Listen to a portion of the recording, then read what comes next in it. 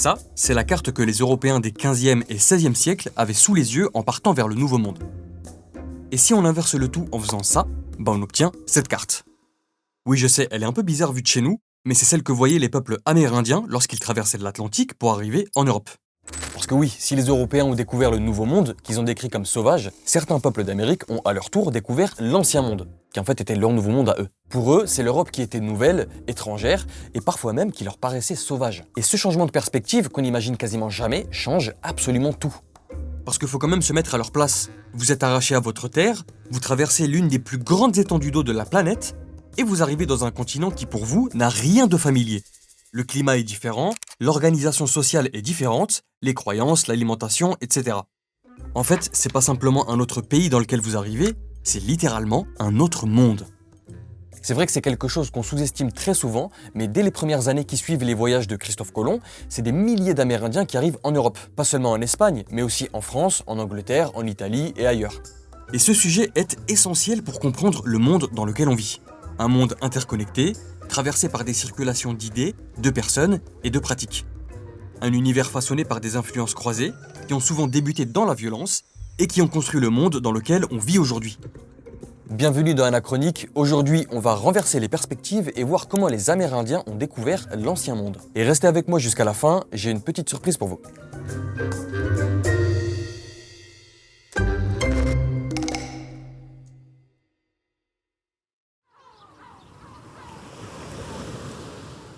Ils doivent être bons serviteurs et industrieux, parce que je vois que très vite ils répètent tout ce que je leur ai dit. Et je crois qu'aisément ils se feraient chrétiens, car il m'a paru qu'ils n'étaient d'aucune secte. S'il plaît à notre Seigneur, au moment de mon départ, j'en amènerai 6 à vos Altesses pour qu'ils apprennent à parler.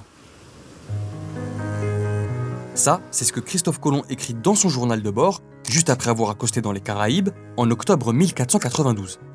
Et il fait exactement ce qu'il annonce, parce qu'un mois jour pour jour après être arrivé, il repart en emportant avec lui plusieurs individus du peuple taïno, des hommes, des femmes et même 3 enfants. Après avoir survécu aux conditions terribles de la traversée atlantique, ces taïnos arrivent au port espagnol de Palos de la Frontera.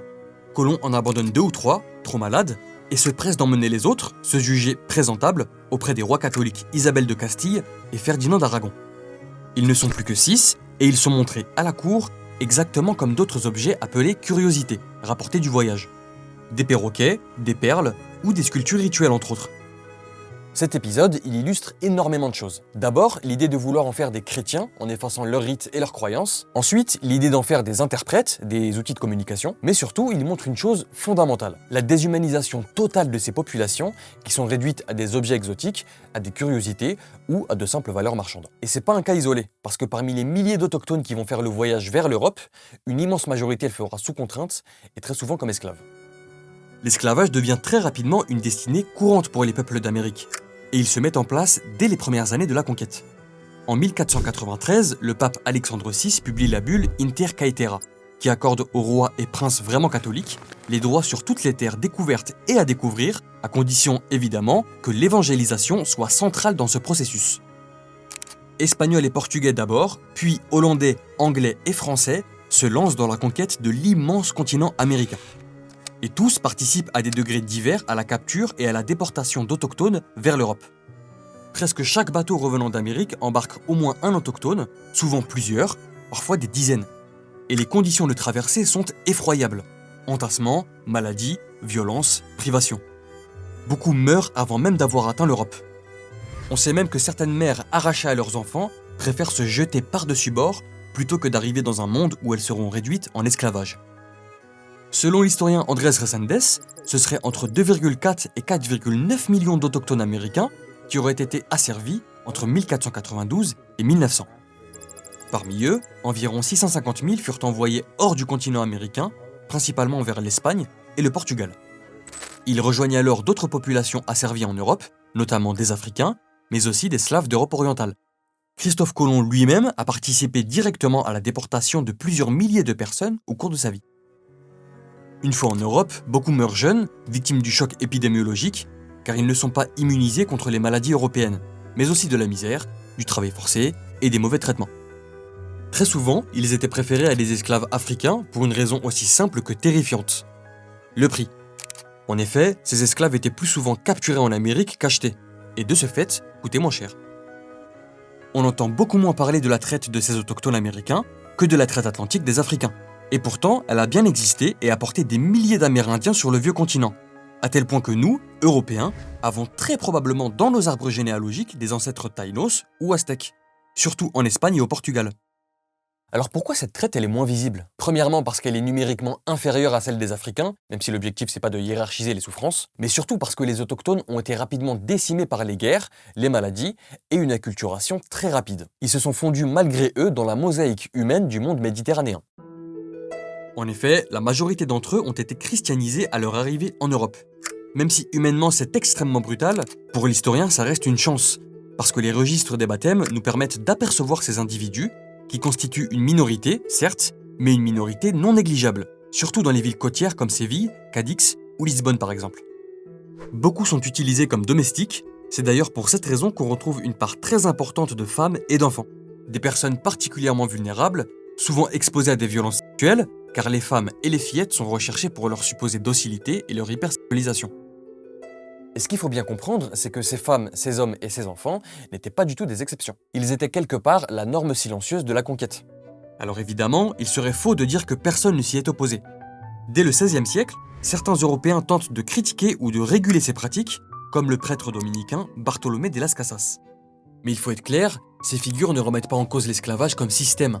Elles dénoncent surtout ses excès et restent très souvent favorables à l'éradication des religions locales au profit du christianisme. Certains souverains, notamment en Espagne, tentent aussi d'encadrer ou d'interdire l'esclavage. En 1542, le roi d'Espagne Charles Quint promulgue par exemple les Leyes Nuevas, qui interdisent, en théorie, l'esclavage des Amérindiens. Mais ces lois sont très mal reçues par les conquistadors, qui avaient déjà bâti un véritable système économique autour de l'asservissement des populations. Elles resteront très peu appliquées, difficiles à contrôler à distance, et il faudra des décennies pour qu'elles fassent reculer partiellement le trafic. On trouvera encore des actes de vente d'esclaves amérindiens jusqu'au XVIIe siècle en Espagne. Et ailleurs en Europe, le phénomène se poursuit jusqu'au XIXe siècle. De toute façon, la logique de la couronne espagnole n'est pas purement humanitaire. Les indigènes sont avant tout considérés comme des sujets placés sous sa responsabilité, notamment religieuse, et aussi comme une main-d'œuvre indispensable dans le continent américain. Dans cette logique, importer des esclaves amérindiens en Europe était jugé inutile, voire même contre-productif pour l'exploitation des ressources sur l'autre continent. Au final, pour ces autochtones réduits en esclavage, le destin en Europe est presque toujours le même, l'asservissement.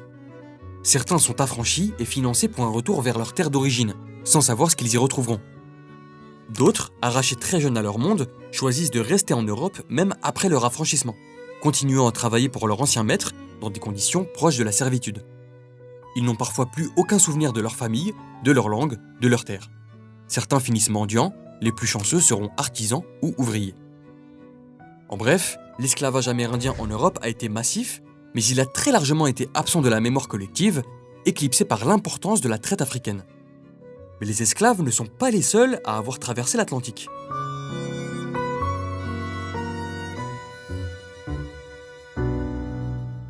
Alors certes, la présence européenne sur le continent américain a été marquée par l'arbitraire et la violence, mais tous les Amérindiens arrivés en Europe n'étaient pas uniquement réduits au statut d'esclaves. Certains deviennent des interprètes, des diplomates, ou alors occupent une place très particulière d'intermédiaire entre les cultures précolombiennes et européennes.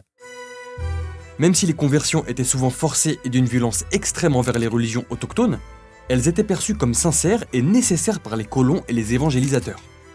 Des enfants, des femmes et des hommes amenés en Europe sont ainsi placés dans des couvents et des monastères afin d'y apprendre la langue et la foi catholique. À Séville notamment, mais aussi dans d'autres grands centres religieux de la péninsule ibérique. Certains d'entre eux retournent ensuite en Amérique aux côtés de prêtres pour servir d'intermédiaires linguistiques et culturels dans les missions d'évangélisation. Et l'exemple le plus parlant dans ce cas, c'est celui de Diego Valadez. Né à Mexico en 1533 d'un père conquistador et d'une mère autochtone, il devient le premier métis à intégrer l'ordre des franciscains dans la Nouvelle-Espagne. En 1570, il est envoyé à Rome par les prêtres, où il rencontre le pape, et il rédige un compte-rendu de l'évangélisation des peuples précolombiens. Ce livre, intitulé La Rhetorica Christiana, est le premier ouvrage jamais publié en Europe par un auteur d'origine américaine. Une œuvre destinée à faciliter l'évangélisation du Mexique à laquelle il participe. Ces nombreuses illustrations servent de support mémotechnique visuel, justement pour dépasser la barrière de la langue lors des prêches sur le continent américain. Ces évangélisateurs, qu'ils soient autochtones ou métis, incarnent parfaitement cet entre-deux culturel. Mais ce monde de l'entre-deux ne se limite pas qu'aux religieux. Il repose aussi sur un autre rôle absolument central dans la rencontre entre les deux continents, celui des traducteurs. Parmi les nombreux traducteurs, on trouve une femme très importante dans la conquête du Mexique par le conquistador Hernán Cortés. Son nom de naissance reste inconnu, mais elle reçoit le nom de Marina après son baptême catholique, que les Nahuas transforment en Malintzin et qui devient finalement la Malinche dans l'oreille des Espagnols. Plus simplement encore, elle est aussi appelée en espagnol la lengua, la langue, parce qu'elle est littéralement la voix de Cortés auprès des peuples autochtones. Née dans l'Empire aztèque, dans l'actuel Mexique, au sein d'une famille noble, elle est offerte en tant qu'esclave à Hernán Cortés en 1519. Elle devient très vite interprète pour lui, mais aussi conseillère stratégique. Grâce à elle, Cortés peut négocier, comprendre les équilibres politiques locaux et communiquer avec les émissaires dans sa conquête de l'Empire aztèque. Elle joue notamment un rôle central dans les alliances avec certains peuples rivaux des Aztèques, notamment les Totonacs et les Tlaxcaltèques. Elle reste ainsi aux côtés de Cortés pendant une grande partie de la conquête. Après la chute de la capitale Tenochtitlan, elle donne naissance en 1522 à Martín Cortés, considéré comme l'un des premiers métis de l'histoire coloniale du Mexique. Elle meurt avant 1529, probablement avant l'âge de 30 ans. Même si elle ne traversera jamais l'Atlantique, sa vie a été entièrement bouleversée par la rencontre avec l'Europe. Et son fils, lui, fera le voyage. Mais ça, on y reviendra tout à l'heure. Aujourd'hui, la Malinche reste une figure très ambivalente. Fondatrice symbolique du Mexique métis pour certains, et traîtresse au service des Espagnols pour d'autres. Les historiens la voient comme une femme prise dans un système de domination nouveau, contrainte mais lucide, et dont les capacités linguistiques ont été indispensables à la conquête. Dans ce monde de l'entre-deux, il y a aussi une figure que vous connaissez très bien, parce que c'est une princesse de Disney. Oui, parce qu'avant d'être une princesse de Disney, Pocahontas s'appelait Matoaka. Elle appartenait à la confédération Powhatan, dans l'actuelle Virginie, et était la fille d'un puissant chef local. Son contact avec les Européens commence en 1607. Selon une légende largement romancée et très probablement fausse, elle aurait sauvé le colon britannique John Smith d'une exécution, après qu'il eût été capturé par les Powhatan. Par la suite, elle est arrêtée par les Britanniques et retenue en otage afin d'obtenir la libération de prisonniers anglais. Pendant sa captivité, elle est forcée de se convertir au christianisme, baptisée Rebecca, puis mariée à un autre colon anglais, John Rolfe. Ce mariage instaure d'ailleurs une petite période de paix relative entre les colons anglais et les Powhatan. Sa conversion est présentée comme un succès colonial et Pocahontas est alors emmenée en Angleterre en 1616 avec John Rolfe, leur fils Thomas, le premier métis anglais connu, et une suite d'au moins 11 personnes. À Londres, elle est présentée au roi Jacques Ier, assiste à une représentation théâtrale à Whitehall, rencontre des dignitaires religieux et politiques, et retrouve même le fameux John Smith. Elle est exhibée comme la preuve vivante, je cite, qu'un sauvage pouvait être civilisé, et comme une preuve du succès que rencontrait la colonie britannique de Jamestown. À la veille de son retour en Amérique, Pocahontas tombe malheureusement malade et meurt en mars 1617, à seulement 21 ans, probablement de tuberculose. On sait qu'elle est enterrée dans une église de Gravesend, mais sa tombe exacte a disparu, l'église ayant pris feu en 1727. Une statue en bronze la commémore toutefois dans cette ville depuis 1958. Oui, je suis désolé pour votre enfance si vous le saviez pas, mais il n'y a jamais eu d'histoire d'amour entre elle et John Smith, malgré ce que raconte le film. Mais son voyage en Angleterre reste quand même un moment clé. Une opération de propagande coloniale, certes, mais aussi une expérience humaine où Pocahontas est à la fois instrumentalisée, admirée et pleinement consciente des nouveaux rapports de domination. Et derrière des figures comme la Malinche ou Pocahontas se cachent très certainement des centaines, voire des milliers d'interprètes, de médiateurs et de figures de l'entre-deux, qui sont restés dans l'ombre, utilisés par les différentes puissances coloniales. Mais dans cette acculturation brutale, il existe aussi des trajectoires plus inattendues. Ça peut paraître contre-intuitif parce que l'immense majorité des Amérindiens venus en Europe étaient esclaves ou inférieurs, mais certains déracinés ont pu élever leur statut social une fois arrivés sur le vieux continent, car ce monde de l'entre-deux a parfois offert de réelles opportunités. On a par exemple le cas du fils d'Hernán Cortés, Martín, né en 1522 de son union avec la Malinche, et l'un des premiers métis du Mexique. Lorsqu'il est amené en Europe en 1528, Cortés demande au pape Clément VII de légitimer son fils, ce que le pape accepte car il était lui-même enfant illégitime. Martín devient rapidement connu et intègre même la cour d'Isabelle de Portugal, épouse de Charles Quint, en tant que page. Par la suite, il effectue le voyage inverse vers le Mexique, se questionnant sur son identité, mais s'y sent étranger et retourne rapidement en Espagne. À l'âge adulte, il devient chevalier de l'ordre de Santiago et combat pour la couronne dans plusieurs conflits européens. Un autre exemple parlant est celui de Francisca Pizarro Yupanqui, fille illégitime de Francisco Pizarro, conquérant de l'Empire Inca, et d'une princesse Inca issue de la famille du dernier empereur Atahualpa.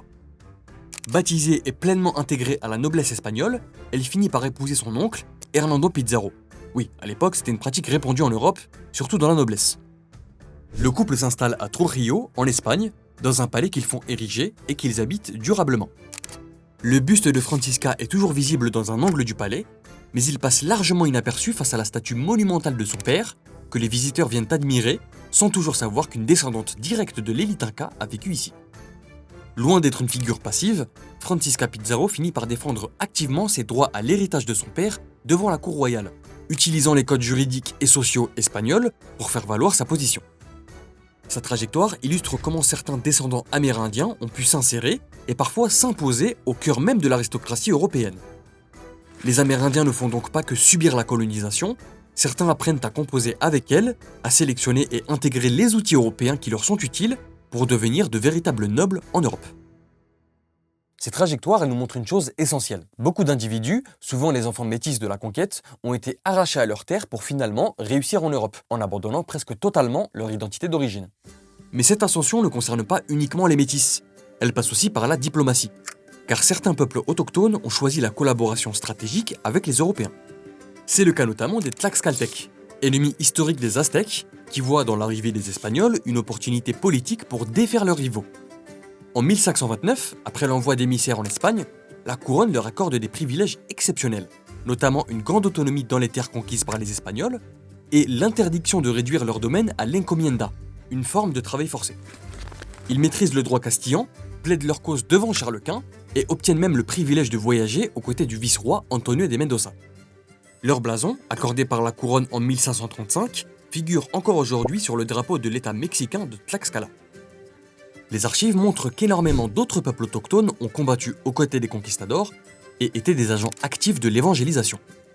Certains reçoivent des pensions, des exemptions et parfois même des blasons et armoiries qui mêlent des symboles européens et locaux. Ces blasons racontent la naissance d'une noblesse indo-hispanique fondée sur la fusion et l'alliance plutôt que l'effacement total des locaux. Et cette logique d'alliance ne concerne pas que l'Espagne, elle existe notamment chez les Britanniques.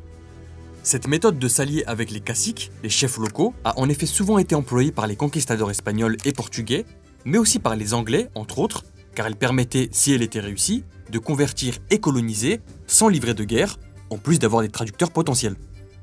En 1710, on sait par exemple que 4 chefs amérindiens, Iroquois et Mohicans, se rendent à Londres pour rencontrer la reine Anne et sceller une alliance contre les colons français.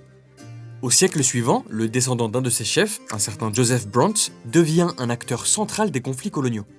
Il se rend à Londres, rencontre le roi George III et combat dans ses rangs pendant la Révolution américaine. Il laissera une traduction de l'évangile de Saint Marc en langue mohawk, et les derniers mots qu'il prononcera sur son lit de mort en 1807 illustrent bien la stratégie d'alliance entre les autochtones et les colons. Ayez pitié des pauvres Indiens. Si vous avez de l'influence auprès des puissants, utilisez-la pour leur bien. Son fils, John Brant, poursuit cette trajectoire. Il combat contre les Américains en 1812 et devient en 1830 le premier parlementaire autochtone de l'Ontario. Ces exemples, ils nous montrent que les nobles et les diplomates amérindiens ont su exploiter les rivalités coloniales entre les puissances européennes, notamment entre France et Angleterre, et plus tard entre les colonies et leurs métropoles, par exemple dans la Révolution américaine. Et d'ailleurs, les colonies françaises ont aussi connu des trajectoires similaires. Côté français, c'est la même chose. En 1725, une délégation de 5 Amérindiens de Louisiane est accueillie à la cour du roi Louis XV. Très vite, ces sauvages de la Louisiane, comme les appellent les contemporains, deviennent une véritable curiosité dans les domaines du roi.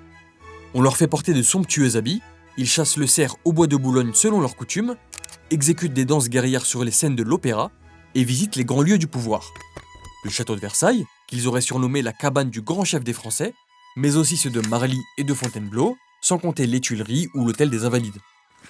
Derrière ce spectacle soigneusement mis en scène, l'objectif est évidemment politique. Sceller des alliances durables pour consolider la présence française en Louisiane, dans un contexte de rivalité coloniale avec la Grande-Bretagne. Petite parenthèse au passage, une exposition consacrée à cette délégation de Louisiane est actuellement visible au château de Versailles jusqu'au 3 mai 2026, pour en commémorer les 300 ans. L'exposition revient sur cette rencontre marquante et explore les liens entre la France et les nations autochtones d'Amérique du Nord au XVIIIe siècle. Je vous la recommande vivement. Oui, un crossover Mississippi-Versailles, je pense pas que vous y attendiez. En bref, ces voyages, ils nous montrent que les Amérindiens ne sont pas que des victimes passives. Certains ont été de vrais acteurs diplomatiques qui négocient, rencontrent les rois et parfois utilisent les rivalités européennes à leur avantage. Mais dans cette histoire, il faudrait surtout pas oublier le rôle des matières premières qui ont été amenées d'Amérique avant, pour certaines, de devenir des piliers dans les sociétés européennes. Le tabac en est un exemple emblématique. Consommé depuis des millénaires par certains peuples amérindiens, souvent dans des cadres rituels ou médicinaux, il arrive très vite en Europe. En 1560, l'ambassadeur de France au Portugal, Jean Nicot, qui donnera son nom à la nicotine, présente des graines et des feuilles de tabac séchées à la cour de Charles IX. Le tabac devient alors une mode, puis une habitude durable. Le problème, c'est que dans les sources européennes, l'origine autochtone de ces savoirs disparaît presque complètement. Les peuples qui cultivaient, préparaient et transmettaient l'usage de ces plantes sont relégués hors du récit. Et le tabac n'est qu'un exemple parmi d'autres. Le cacao, le maïs, les haricots, les piments, la courgette, la tomate et plein d'autres produits sont importés d'Amérique et s'imposent progressivement dans l'alimentation européenne. Leur adoption n'aurait jamais été possible sans des intermédiaires amérindiens qui expliquent aux Européens comment cultiver, préparer et consommer ces aliments. On retrouve ce même phénomène avec des objets plus rares et symboliques, comme les plumes du Quetzal associées aux divins chez les Mayas et les Aztèques. L'exemple le plus célèbre est celui de la coiffe dite de Moctezuma, attribuée au dernier empereur aztèque. Elle apparaît dans la collection de l'archiduc Ferdinand d'Autriche en 1575 et est aujourd'hui encore conservée à Vienne. Ces raretés se mettent à intriguer et à fasciner les Européens. Et avec cet exemple, on peut rappeler une chose, c'est que pour les souverains européens, les autochtones et leur culture étaient très souvent perçus comme des curiosités fascinantes venues d'un autre monde. Et il faut bien comprendre qu'avant ces rencontres, ni les Européens ni les Amérindiens n'ont la moindre idée de ce à quoi ressemble l'autre. Et d'ailleurs, ils savent même pas qu'il existe d'autres humains de l'autre côté de l'Atlantique. Ils se découvrent sans images, sans références communes et sans langage partagé, et ça a donné lieu à des situations parfois fascinantes, parfois violentes, et parfois lunaires aussi.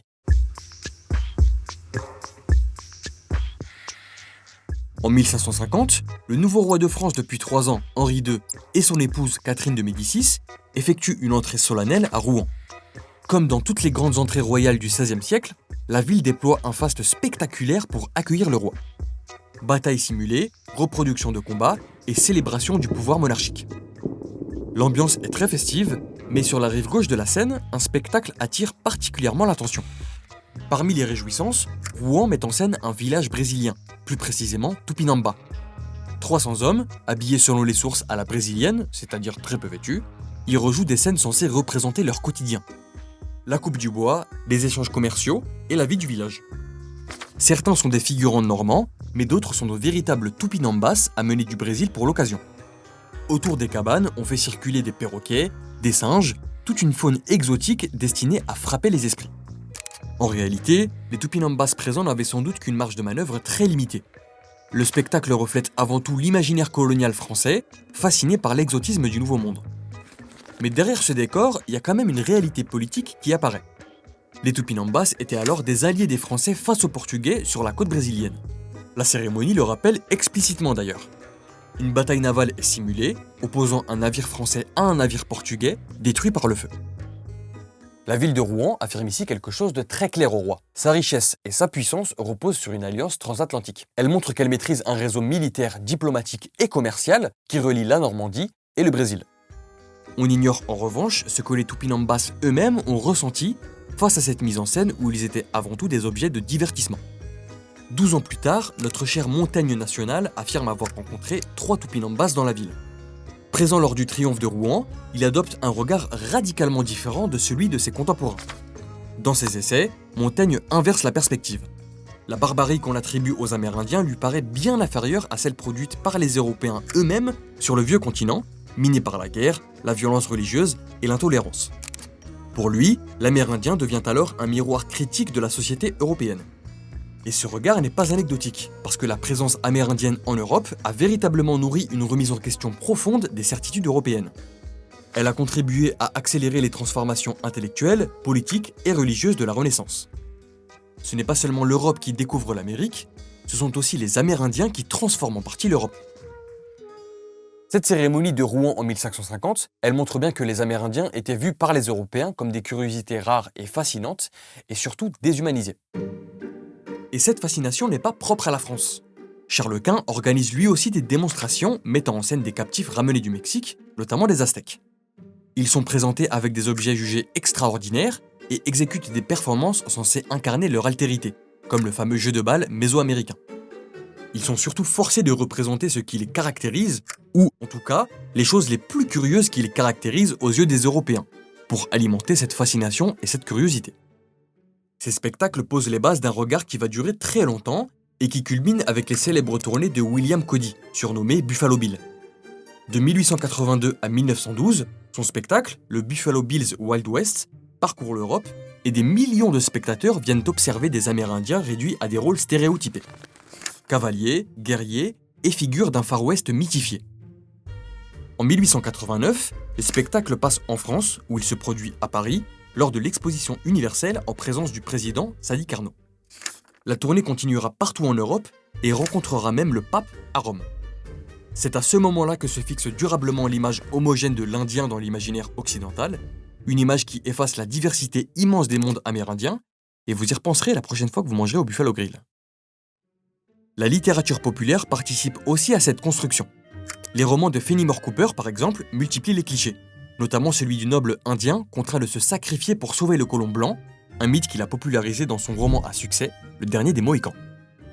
Cette logique se retrouve aussi dans les cabinets de curiosité, des pièces où les élites européennes collectionnent des objets venus du monde entier, notamment du continent américain. À leurs yeux, ces civilisations très diverses avaient toutes été reléguées au passé suite à la mission civilisatrice. Ces collections servent à la fois à fasciner et à légitimer l'idée d'une domination européenne bien ancrée. Et ce genre de vision colonialiste a aussi été exprimé avec des interprétations bien plus graves, notamment par de véritables zoos humains. À la fin du XIXe siècle, dans un contexte d'obsession pour la classification raciale et l'évolution darwiniste, des peuples autochtones sont exhibés derrière des grilles, notamment au jardin d'acclimatation de Paris, où on exposait habituellement des animaux. Ils ne sont plus des individus, mais des spécimens, et ces zoos étaient pratiqués parfois très tardivement jusqu'au XXe siècle. Aux yeux des Européens, les Amérindiens qui sont arrivés en Europe ont donc été soit des esclaves, des alliés ou des objets de curiosité. Mais qu'en est-il du regard inverse ? Qu'est-ce que les Amérindiens ont pensé des Européens en vivant sur leur continent ? Les témoignages sont assez variés, mais un point revient souvent, le choc face aux inégalités sociales. Beaucoup de visiteurs amérindiens sont en effet frappés par l'extrême richesse d'une minorité, généralement la cour royale, et la misère visible dans les rues. Même si ces sociétés n'étaient pas toujours l'utopie égalitaire qu'on a parfois voulu en faire, il leur paraissait vraiment étrange qu'un petit nombre de personnes puissent avoir autant de richesses quand d'autres mouraient de faim.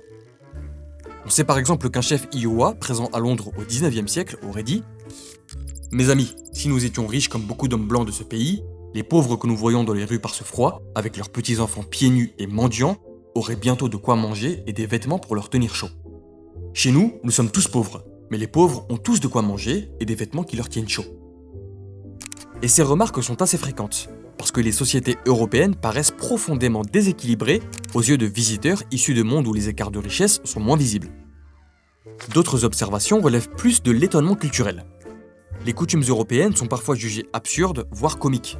Par exemple, le chef Ojibwe Maungu Daus décrit les repas anglais où les femmes lui donnent l'impression d'être malades et compare la façon de tenir les couverts à des harpons à poissons mal utilisés. Sur les Français, il explique que les hommes ne se rasent jamais le visage, ont une pilosité beaucoup trop importante et de ce fait doutent même qu'ils aient véritablement une bouche. Mais faut quand même souligner que la rencontre n'est pas à sens unique. Les peuples autochtones s'approprient aussi certaines innovations européennes. Le cheval, par exemple, transforme profondément la vie de nombreuses communautés, et l'écriture est adaptée à certaines de leurs langues qui jusqu'alors étaient transmises seulement oralement. Certains en ont d'ailleurs profité pour créer de véritables alphabets et conserver leur langue. Encore une fois, les Amérindiens ne sont pas uniquement des victimes passives de la colonisation, même si c'est souvent le cas. Certains subissent, d'autres résistent, et d'autres encore sélectionnent et intègrent ce qui leur paraît utile dans ce nouveau monde qui s'impose à eux. Les peuples autochtones ont donc bien été présents en Europe et leurs trajectoires ont été très diverses. Le plus souvent, cette découverte de l'Ancien Monde s'est faite dans la violence, l'asservissement, l'esclavage, la perte de la langue et de la culture. Mais certains ont aussi compris le monde dans lequel ils arrivaient et ont tenté d'y trouver une place à travers le commerce, les alliances ou la diplomatie. Le vrai problème avec cette présence des premiers peuples, c'est qu'on les voit à peine dans les sources européennes. Ils existent, mais souvent réduits à des curiosités ou simplement effacés des récits. Le rôle de l'historien, c'est justement de faire réapparaître ces présences oubliées et de rappeler que l'histoire des découvertes ne s'est jamais faite dans un seul sens. Aujourd'hui, justement, on a plein de projets de conservation de ces identités sur tout le continent américain. Mais ça, ce sera peut-être pour une prochaine vidéo. En attendant, il ne me reste plus qu'à vous remercier infiniment d'être arrivé jusqu'à la fin de cette vidéo, et ma manière de vous remercier, c'est de vous offrir le livre qui est là-bas. Alors c'est un ouvrage qui m'a pas mal aidé pour écrire cette vidéo. D'ailleurs j'ai utilisé beaucoup de sources, si ça vous intéresse, elles sont dans la description. Il a été rédigé par l'historienne américaine Caroline Dodds Pennock et traduit en français l'année dernière. Donc là c'est l'édition française que j'ai entre les mains. Et ça s'intitule « L'Europe, ce continent sauvage, comment les Amérindiens ont découvert l'Ancien Monde ». Ça se lit super facilement, c'est super bien écrit, enfin traduit en l'occurrence. Et il y a pas mal de sujets et d'exemples que j'ai utilisés dans la vidéo qui se trouvent dans cet ouvrage. Pour participer, il vous faudra simplement me laisser un petit commentaire en dessous de la vidéo et vous me dites quel sujet vous voudriez qu'on aborde la prochaine fois. Voilà, c'est tout pour moi. Je vous remercie infiniment d'avoir été avec moi et je vous dis à la prochaine.